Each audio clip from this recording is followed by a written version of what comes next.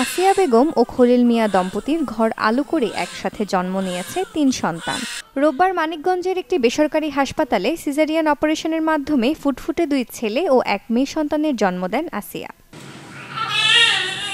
তার আরও 2টি ছেলে সন্তান রয়েছে, তাদের জন্মও হয়েছে সিজারিয়ান অপারেশনের মাধ্যমে। 3 নম্বর সিজারি, 3টে হয়েছে, 2টা ছেলে 1টা মেয়ে। অনেক ভালো ডাক্তার, আমরা সুস্থ আছি, আমার সন্তানও সুস্থ আছে। নিশ্চিন্তে খান স্বাস্থ্যকর অল টাইম পান, অল টাইম হেলদি লাইফ। ডাক্তারও ভালো, নার্সও ভালো, আমাকে অনেক আর কি টাকা পয়সার দিক দিয়ে কম নিব। সব কিছু মিলে অনেক ভালো, বাচ্চাগুলো নিয়ে অনেক সুখী আছে, বাচ্চারাও সুস্থ আছে, এমনকি ভাবিও সুস্থ আছে। আর হসপিটাল থেকে এর আগে অনেকবার মানে ভালো পাইছি, আর সব কিছু থেকে একটু ছাড় পাইছি। আর এবারও আর কি বাবুরা সব কিছুই নিয়ে সুস্থ আছে, নার্স ডাক্তার ব্যবহারটা অনেকই ভালো।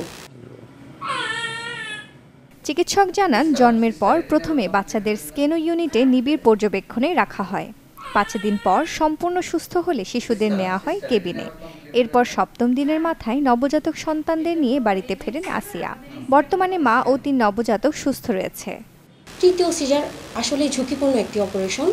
এক্ষেত্রে দেখা যায় ইউটেরাস রাপচার হয়ে যাওয়ার সম্ভাবনা থাকে, অতিরিক্ত পরিমাণে ব্লিডিং হওয়ার সম্ভাবনা থাকে, স্কার টেন্ডারনেস থাকে, ব্লাডার ইনজুরি হয়ে যাওয়ার সম্ভাবনা থাকে। কিন্তু আলহামদুলিল্লাহ ফিরোজ জেনারেল হসপিটালের সার্জন টিমের অক্লান্ত পরিশ্রম এবং আল্লাহ তাআলার রহমতে সফলভাবে অস্ত্রোপচার সম্পন্ন হওয়ার মাধ্যমে 3টি বাচ্চা, 2টি ছেলে বাচ্চা এবং 1টি মেয়ে বাচ্চার জন্মগ্রহণ করেছে। আসিয়া বেগম ও খলিল মিয়া দম্পতির বাড়ি মানিকগঞ্জের সিংগাইর উপজেলার দক্ষিণ জামসা গ্রামে। আর্থিকভাবে অসচ্ছল হওয়ায় হাসপাতালের পক্ষ থেকে পরিবারটিকে বিশেষ ছাড় দিয়ে কম বিল রাখা হয়েছে বলে জানায় কর্তৃপক্ষ। Desk report, channel 24।